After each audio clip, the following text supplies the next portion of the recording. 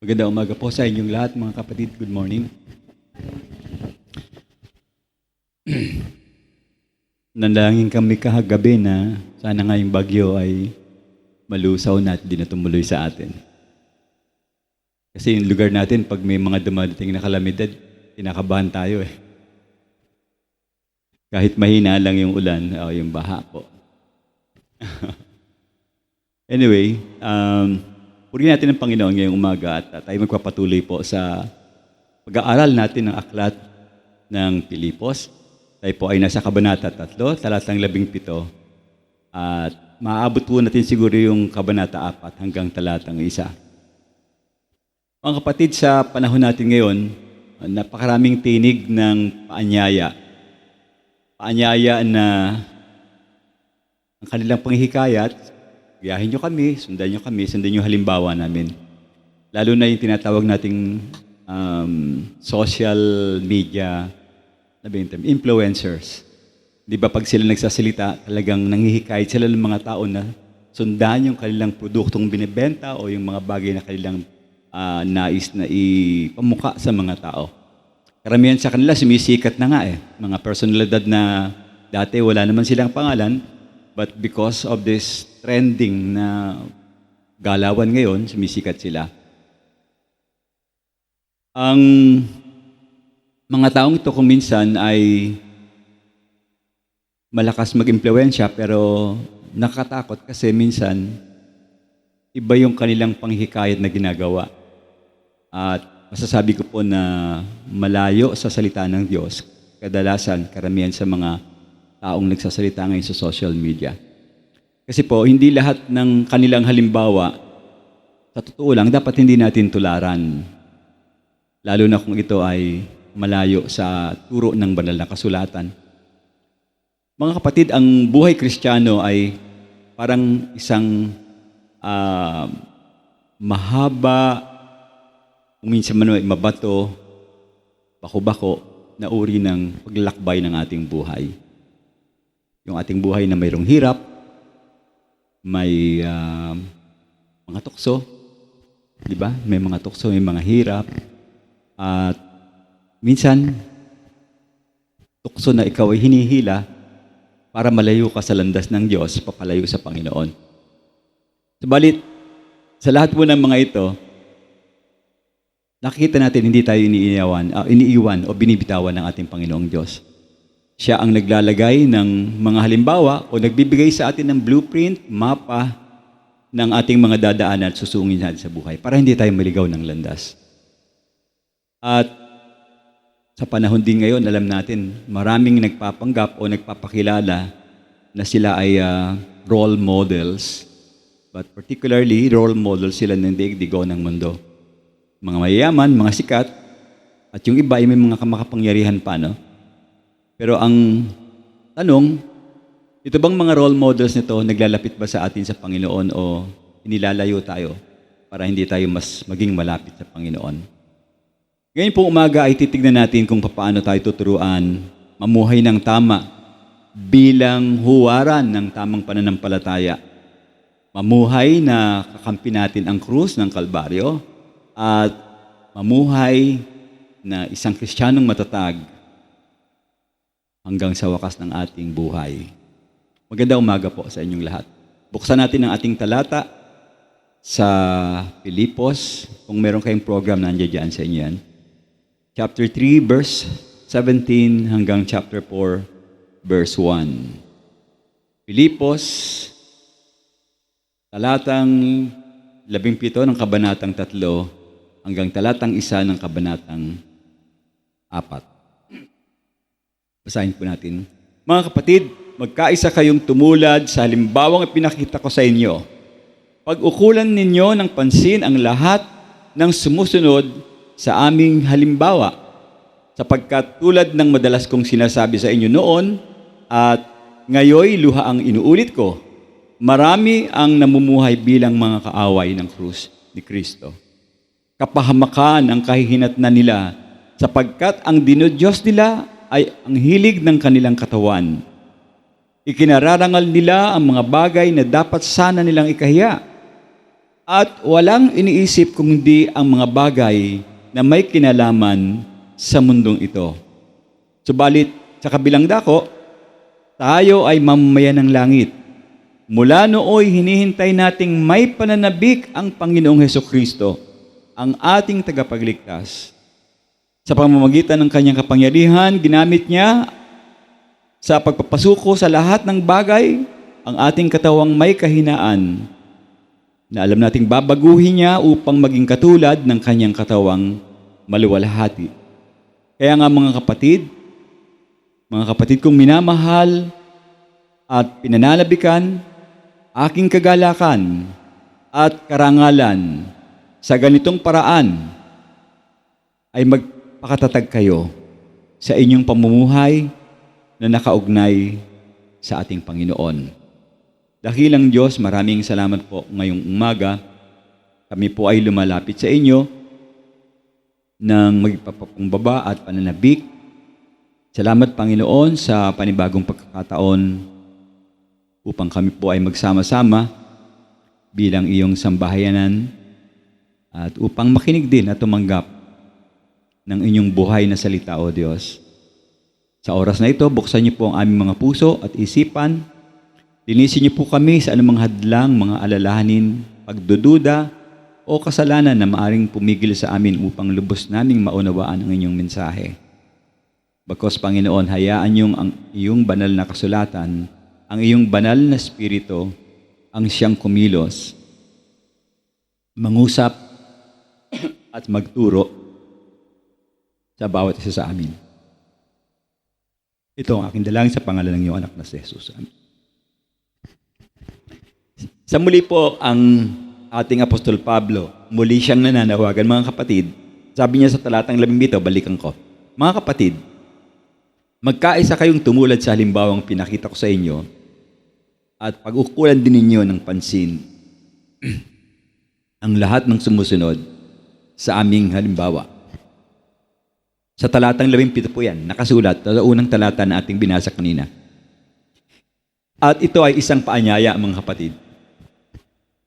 Paanyaya na dapat wag lang tayo basta sumunod sa ating Panginoon, kung hindi magkaroon tayo ng pagkakaisa, mamuhay tayo bilang huwaran, at sundin din natin yung halimbawa ng ibang mga mananampalataya na tunay na malago sa pananampalataya.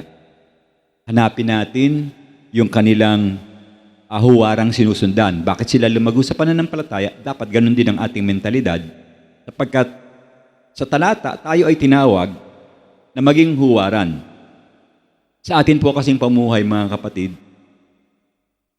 dapat nakikita natin na yung ating kalagayan sa mundong ito, ang tunay na kalagayan nito ay the Lord consider us citizens ng langit. Mamamayan tayo ng langit. Alam niyo naman ibig sabihin ng citizenship, no? Halimbawa, ang isang tao pinanganak sa isang mayamang bansa, maganda yung mga privilege na makukuha nun. Yung isa naman na pinanganak sa ibang bansa na mahirap, alam niyo rin ang kanyang kahinatnan. So, it has to do with yung citizenship ng isang nilalang. Now, tinawag tayo bilang maging huwaran o halimbawa, examples. At sa ating pamumuhay, makikita na tayo'y tunay na mamamayang tagalangit at hindi mamamayang tagalupa kung tayo sumusunod sa Diyos at ginagawa natin ang kanyang mga pinag-uutos. Ngunit ang tanong, mga kapatid, paano tayo magiging bahagi o paano tayo mamumuhay bilang tatanggapin natin sa sarili natin na tayo'y tagalangit at hindi taga dito sa lupang ito? Paano ang mga sistema at bagamat alam natin ang mundong ito ay punong-puno ng mga kasinungalingan, punong-puno ng mga pangsariling hangarin, ang pinanghahawakan ng mga tao ngayon ay identity, pero hindi pagsunod sa Diyos, kundi pagsunod sa sanlibutan. At habang ganun ang kanilang sistema o takbo sa buhay, tayo bilang mananampalataya, tatanungin natin nating sarili, paano gagawin natin? Mayroon pong 4 na bagay na makikita natin sa talata. mahalagang paalala mula kay Apostol Pablo. Unang-una po, the Apostle Paul instructed us to live our life, mamuhay tayo na maging bilang huwaran. Sa verse 17. Andiyan yung salitang tumulad at pag-ukulan ng pansin. Sa talata pong ito, mga kapatid ni Apostol Pablo, ang mga mananampalataya ay inuutusan niyang tumulad. Of course, sabi niya nung nakaraan, hindi siya perpekto. Naalala niyo. Hindi siya perpekto, pero sinusunod niya ang Panginoon at sinusunod niya rin ang pananampalatayang pinakita ng ating Panginoon bilang isang mananampalataya sa ating buhay Kristiyano. At kasunod nun, binanggit niya yung pagbibigay ukol, nandiyan sa talata, makikita niyo. Binigay niya ang katagang ito na pag-ukulan din niyo ng pansin. Ibig sabihin, kung pagmamasdan nating mabuti ang halimbawa ng Panginoon, meron din tayong makikita sa ibang mananampalataya na halos sumusunod din sa Panginoong Diyos kaya hindi sila nagkakaroon ng suliranin sa kanilang buhay na kanilang iniinda.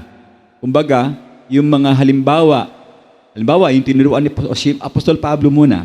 Kung titignan natin ang buhay ni Apostol Pablo, wala tayong makikitang pagkakamali sa paglakad niya sa kanyang pananampalataya. Bagamat may mga pagsubok, may mga bagay na siya'y iniinda niya, nahihirapan siya, pero nakikita nyo, patuloy yung kanyang paglilingkod. Hindi siya umaayaw. Okay? Nagbibigay siya rin ng paalala na bigyan din natin ng pansin o pag-ukulan din ng ating isip na pagmasdan natin ang kanilang mabubuting halimbawa. Ipinapaalala ni Apostol Pablo na meron talagang mga tao, mga mananampalataya, ang kanilang pamumuhay ay naaayon sa salita ng Diyos. Siguro dito sa atin sa loob, meron ding and I'm praying na sana lahat kayo'y namumuhay ng ayon sa salita ng Diyos. At para ma-target natin yung goal ng ating pag-uusapan ngayon na tayo maging role model tayo ng tunay na pananampalataya. Now, merong isang ilustrasyon na ibabahagi ko sa inyo. Makikita nyo sa aklat ng Timoteo, ikalawang Timoteo, kabanata 3, talatang 10 hanggang talatang 11. Kung naalala nyo, sinong kwento doon sa Timoteo? Si Timothy. Ano bang nangyari sa buhay ni Timothy? Nung siya'y bata pa, simulan siyang tinuruan ng kanyang lola, ng nanay, at nung nagkatagpo sila ni Apostol Pablo, lalo pa siyang lumalim dahil basahin nga natin yung talata. Okay. Ngunit ikaw ay sumunod sa aking aral, paraan ng pamumuhay, hangarin, pananampalataya, pagtitiis, pag-ibig, pagtiyaga, mga pag-uusig at mga pagbabata. Yun yung tema na naituro ni Apostol Pablo kay Timoteo. Ibig sabihin, nung si Timoteo ay tinuturuan ni Apostol Pablo, nagpapakita ng halimbawa. Alam niyo ba, si Timoteo, hindi lang siya nakinig. Maaring ang iba sa inyo, nakikinig lang, pero merong kaduktong na bagay na dapat natin ginagawa sa buhay natin yon. Habang nakikinig si Timoteo, what's his next steps? Pinapanood niya si Apostol Pablo kung paano niya ginagawa yung kanyang buhay, ang lakas sa buhay. At obviously, kinopya niya ito, or ginaya niya, o dahil halimbawa nga si Apostol Pablo, kaya ano nangyari? Pagtanda ni Timoteo, siya'y naging tapat din na lingkod ng Diyos. At higit sa lahat, hindi lang siya naging tapat na lingkod ng Diyos, katuwang pa siya ni Apostol Pablo sa gawain. Nangyayari ba sa buhay niyo yan?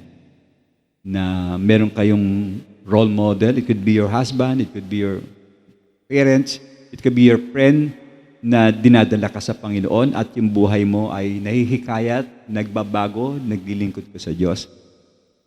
Rather than iba yung impluensyang binibigay ng mga kumari mo, o kumpare mo, o mga kasama mo sa opisina, iba ang panghihikayat na ginagawa sa'yo, iba ang kanilang tinuturo sa'yo na ayaw kanilang malapit sa Diyos, nilalayo kanila, Of course, kapahamakan ng iyong radatnan sa buhay mo. Now, ito rin yung ibig sabihin ni Apostol Pablo dito sa ating talatang pinag-aaralan ngayon. Okay. Ang Kristiyano ay hindi lang dapat sa salita o sa kaalaman. Kasama kasi yung pamumuhay natin, mga kapatid. Yung may bilang doon. Yung ating pamumuhay, hindi lang sa salita, hindi lang sa kaalaman. Kailangan ng mga huwarang pwedeng tularan. Mga taong kahit nasa gitna ng pagsubok, nakikita natin na nanatili sila at matapat na naglilingkod sa ating Panginoong Hesus.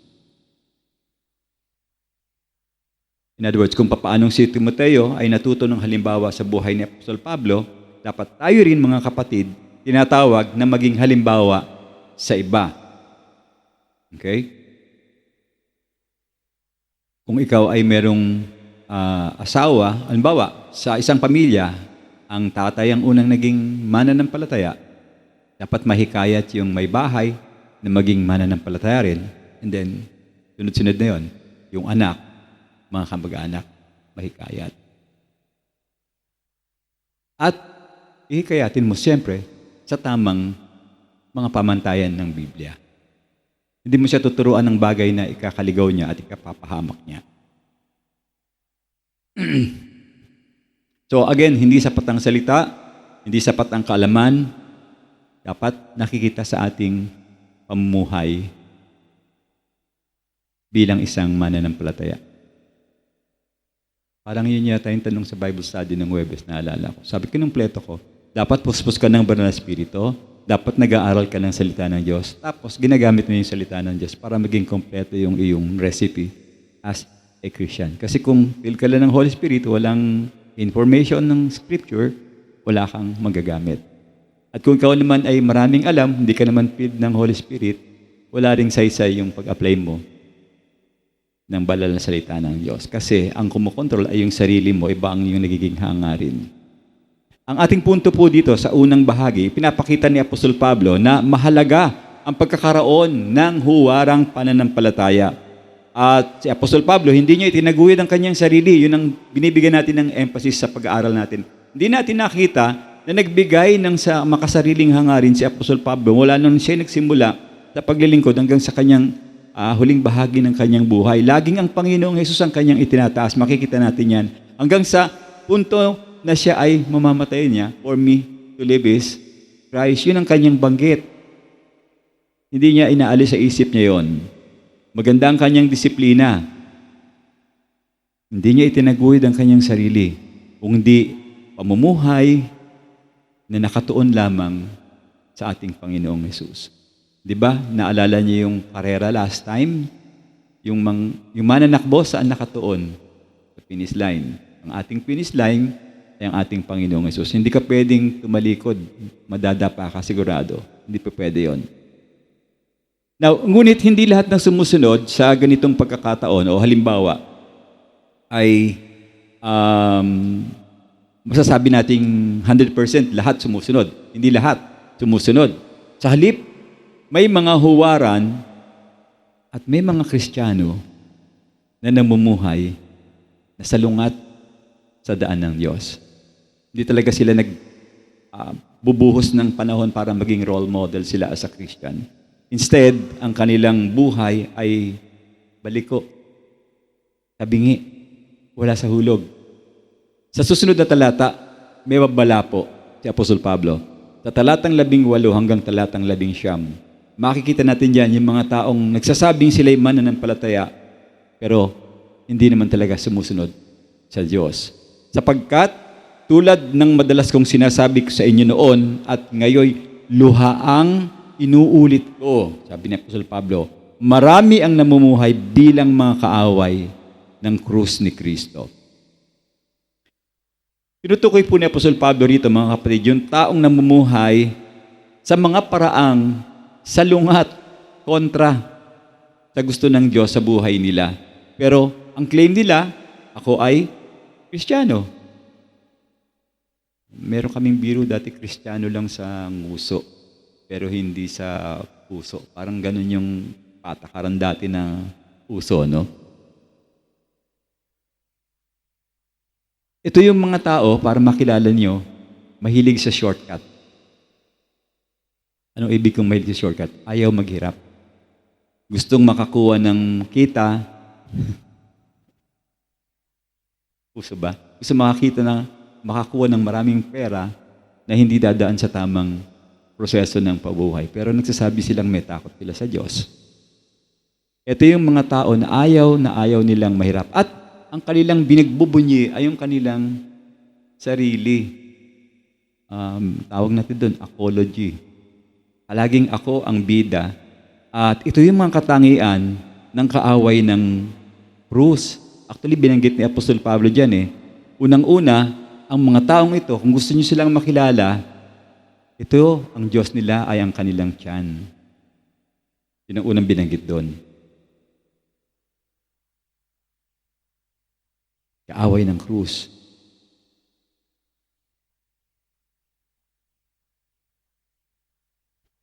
Ano bang ibig sabihin kapag ang tao, ang Diyos niya ay ang kanyang belly o ang kanyang tiyan?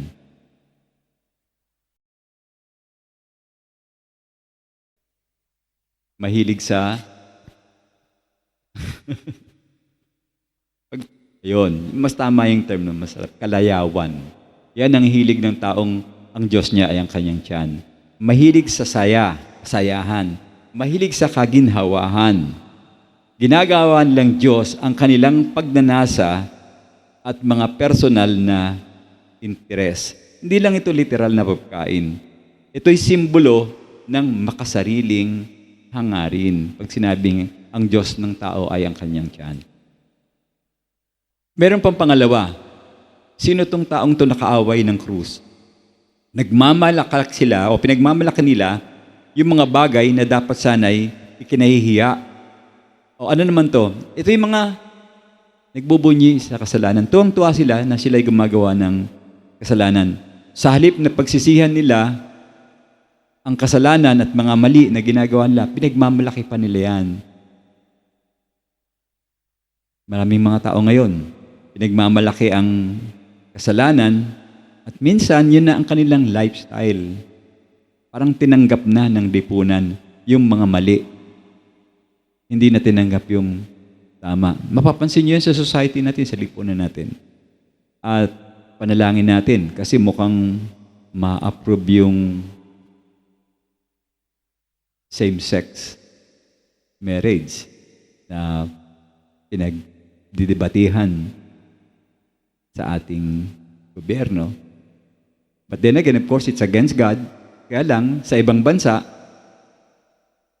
tanggap na yun, ano? Which is against God. Alam natin na kasalanan yun. So sila yung mga ganung tao, and yet gumagamit pa sila ng salita ng Diyos. Gumagamit pa sila ng the love of God. Yun ang term nila eh. Pangatlo, ito yung mga tao, ang iniisip nila ay pawang mga bagay lang na mga makalupa, hindi makalangit. Nakatuon ang puso nila at ang isip nila, of course, pag sinabing makalupang bagay, temporary yan. Hindi yan pansamantala. Temporary things lang yan. Ano yun? Mga kayamanan, karangyaan, posisyon. Pinag-aagawan niya ng mga tao ngayon. Posisyon, kapangyarihan. Lahat yan, hindi nila iniisip na panglangit. Sapagkat ang mga bagay na yan ay malayo sa kalooban ng Diyos. Ano bang kalooban ng Diyos? Maligtas ang mga tao. Sumunod sa Diyos at lumago. Yan ang kalooban ng Diyos. Subalit, ang mga tao ngayon, bibihira ang may ganong motibo sa kanilang sarili.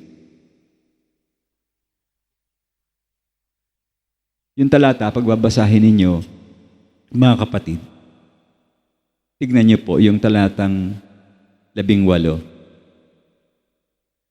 Dito kasi napansin ko, malalim yung damdamin ni Apostol Pablo rito. Kasi gumamit siya ng salitang luha. Luhaan. Nakalagay dyan. Luhaang inuulit ko. Ibig sabihin, nung sumusulat si Apostol Pablo, siya ay umiiyak. Now, umiiyak siya, hindi siya nagagalit. Ang tema na nakita ko dito, parang naawa ang Apostol Pablo sa mga taong ito na malayo sila sa piling ng Panginoon. Hindi siya nagagalit kung di siya ay nalulungkot. At hindi rin ito sermon ng galit, kundi ito'y habag ng Apostol Pablo, awa ng Apostol Pablo. Ayaw niya kasing mapahamak ang mga tao. Kaya niya binanggit yung pagluha.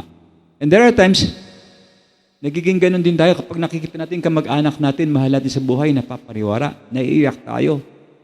Kaya pinapanalangin natin sila, ginagawa natin ng paraan para magkaroon sila ng adhikain din na lumapit sa Panginoong Diyos.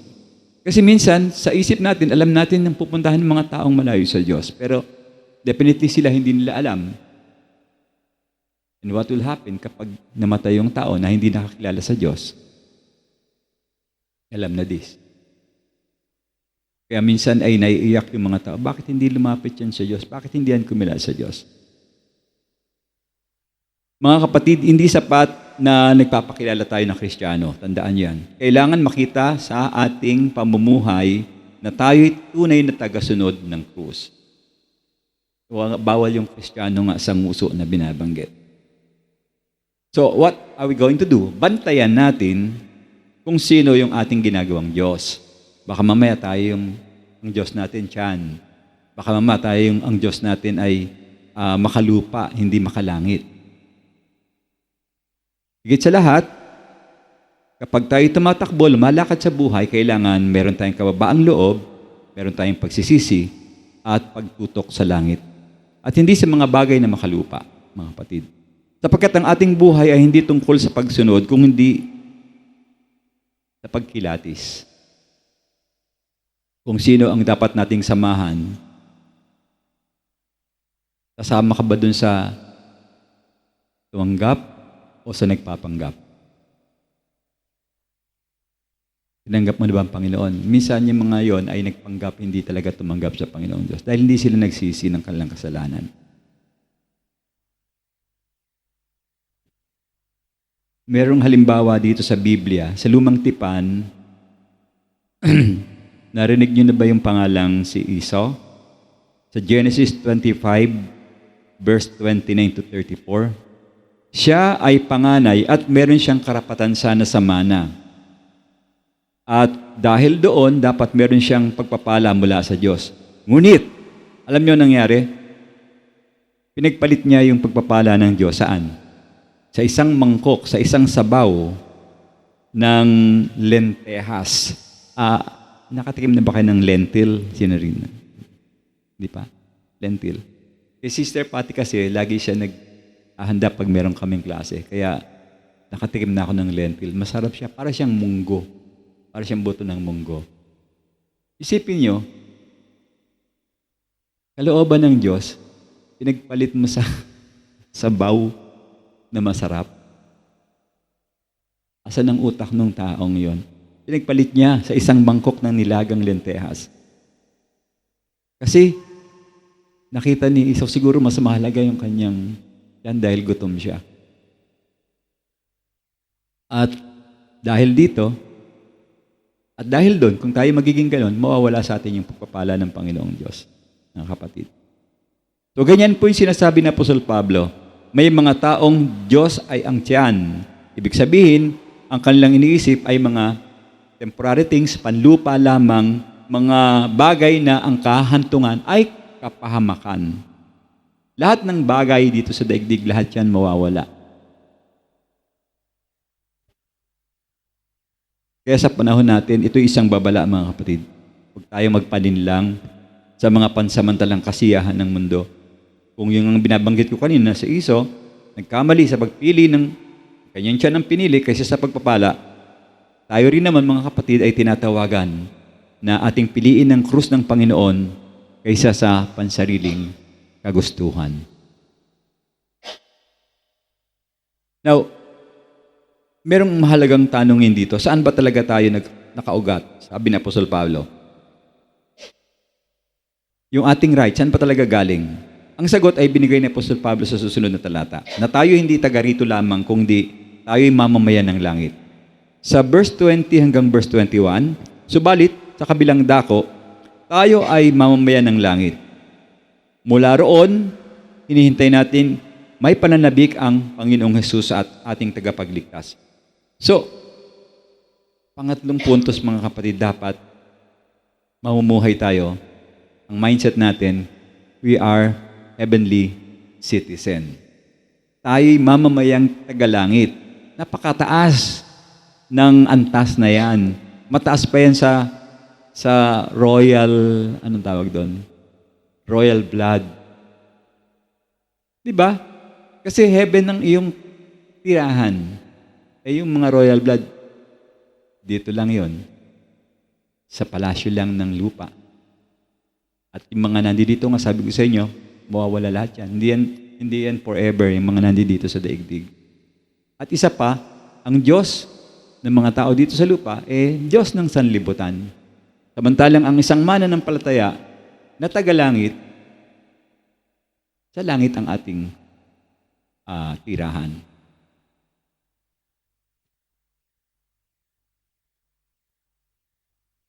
Tanggap niyo ba na kayo'y makalangit, na mamamayan? So, paano kayo mamumuhay? Paano kumilos ang mga royal blood family? Pag sila kakain, paano sila kumain? Sana naiisip niyo yung sinasabi. Iba dapat ang kilos ng ang isip ay makalangit. Tayo ay mga mamayang tagalangit. Ang ibig kong sabihin nito, bagamat nandito tayo sa lupa, hindi ito ang ating tunay na tahanan. Ang ating pagkakilanlan at pagkamamayan ay hindi makalupa, kundi makalangit. So, ibig sabihin, kabilang tayo sa kaharian ng Diyos. Hindi tayo kabilang sa kaharian ng kaaway ng Diyos. Now, paano po yun? Sabi dun sa susunod na salita, hinihintay nating may pananabik ang tagapagligtas, sabi doon. So, bilang mga tagalangit, mindset mo dapat, nag-aantay ka sa pagdating ng ating Panginoon at hindi sa mga makabundong bagay, kung hindi sa pagbabalik ng Panginoong Hesukristo, na siya'y muling dalating upang gawing tayong ganap, iharap sa Panginoong Diyos, sa Diyos Ama, ang ating mga kalagayan. Ibig pong sabihin ng ating katawan, pagdating ng Panginoon, itong term na to, nakuha ko to kay Bren, sabi ni Bren dati to, marupok. Ang ating katawan ay marupok. Papalitan niya ng Diyos, magbabago yan, at yung marupok na katawan, yung katawan na madaling magkasakit, yung katawang tumatanda, yung katawang namamatay, pagbalik ng Panginoon, ito'y babaguhin. At ang ating katawan ay magiging maluwalhating katawan tulad na nangyari sa Panginoong Yesus. Pangako niya yan. Pangako niya yan. Hindi na kailangan. Nakakaawa nga yung maraming retoke sa mukha Pag namatay yung plastic ang itsura. Wala yung laman. Puro plastic yun. Kasi panay palit ng palit Anyway, tayo ay babaguhin ng Panginoon. Ang ating tunay na pagkakilanlan ay hindi ayon sa mundong ito, kundi ayon sa langit. So dapat, yung ating puso, saan nakalagay? Sa ating pag-asa. Saan pa? Sa pamumuhay na ang estilo ay makalangit.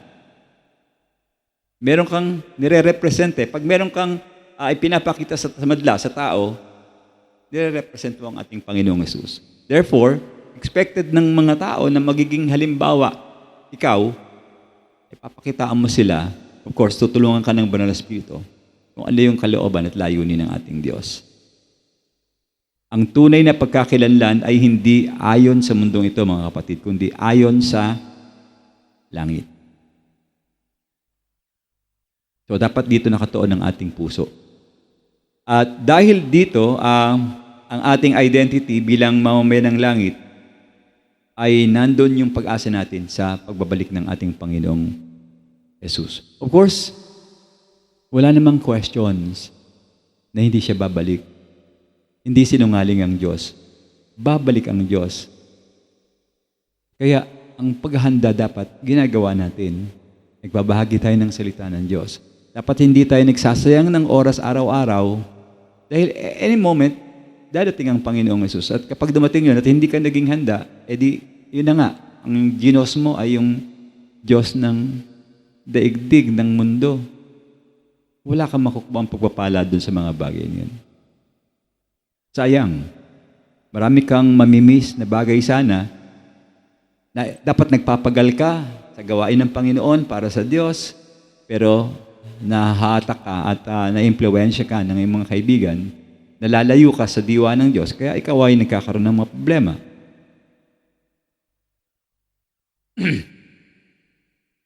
So, mamuhay tayo mga kapatid bilang huwaran, kakampi ng krus, at ayon sa pagkamamamayan sa langit. At pang-apat, okay, matatag sa Panginoon. Verse 1 ng chapter 4. Kaya nga mga kapatid, kung minamahal at pinananabikan, aking kagalakan at karangalan sa ganitong paraan, ay magkakatatag kayo. Yan ang sabi ni Apostol Pablo. Dito, nagpapakita sa Apostol Pablo ng kanyang matinding pagmamahal at malasakit sa iglesia. Alam natin na hindi lang siya basta kasama sa pananampalataya. But ang tunay, meron siyang pagmamahal sa puso sa mga pinaglilingkuran niya at yung mga bagay na kasama niya sa gawain. At siya'y nagagalak. Sabi niya, aking kagalakan. Alam niyo ba, mga kapatid, ang tawag ni Apostol Pablo sa mga tinulungan niya sa salita ng Diyos? Yung mga naging mananampalataya. Anong tawag niya? Nandun sa talata. Aking kagalakan. Yun ang tawag niya sa mga mananampalataya. Mahirap yun, no? Kasi meron taong hindi naman kagalak-galak. Sabihin mo, aking kagalakan. Sa totoo lang. Pero deep inside, kahit na anong ugali ng mga tao, hindi niya tinignan, tinrato na hindi sila kagalakan. Laging banggit ni Apostol Pablo na ang gawain sa Diyos at yung mga naglilingkod sa Diyos ay tinawag niyang kagalakan. Mga mananampalataya. Dahil saan? Yung naging bunga kasi ng mga taga-Pilipos. Lagi kong sinasabi sa inyo sa lahat ng mga inlagaan ni Apostol Pablo, itong Pilipos ang parang nakarating talaga sa paglago sa pananampalataya. Kumpara dun sa ibang mga binantayan ni Apostol Pablo, katulad ng Korinto, parang sakit ng ulo yung kanyang inabot dun sa mga taga-Korinto. Subalit itong mga taga-Pilipos, pagpapala ang kanyang nakita at naniniwala ako na talagang magkakaroon sila ng korona ng tagumpay na ipagpapasalamat nila sa Panginoong Diyos dahil sa kanilang paglago sa pananampalataya. Nagpakita ito ng halimbawa itong mga taong ito. Nung nakakulong si Apostol Pablo, ang tumutulong sa kanya, mga taga-Pilipos. Lahat ng suporta, binigay nila kay Apostol Pablo. Dahil nakita nila yung halimbawa ni Apostol Pablo at yung naging bunga ni Apostol Pablo bilang lingkod ng Panginoong Diyos. Kung kaya, gano'n na lamang ang kanyang hamon doon sa mga taga-Pilipos. At ito rin hamon sa atin. Napakasimpleng hamon, ngunit malalim itong paalala na to. Dapat layo mga kapatid maging matatag. Hindi kasi tayo exempted sa pagsubok. Every one of us, haharap tayo ng mga pagsubok. At sa gitna ng pagsubok, huwag kang kakanta ng huwag niyong kakantahin yan. Dapat manatili kayong matatag sa Panginoong Diyos. Kahit na anong sitwasyon, dapat matatag tayo sa Diyos, mga kapatid. Huwag tayong manghina, huwag tayong bumigay sa tukso, kundi patuloy tayong manindigan sa Panginoon kahit na sa gitna.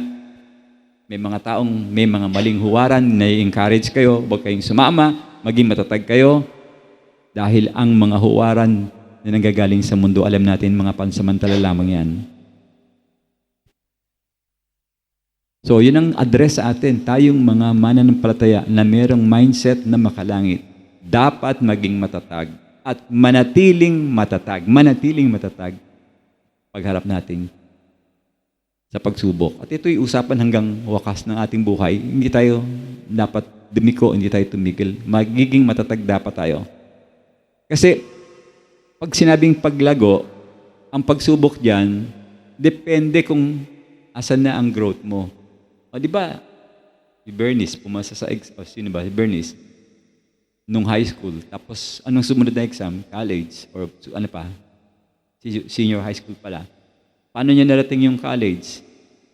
At nakakuha siya ng mataas na grade dahil nanatili siya at dinisiplina niya yung sarili niya sa kanyang pag-aaral. Ganun din naman si Bren.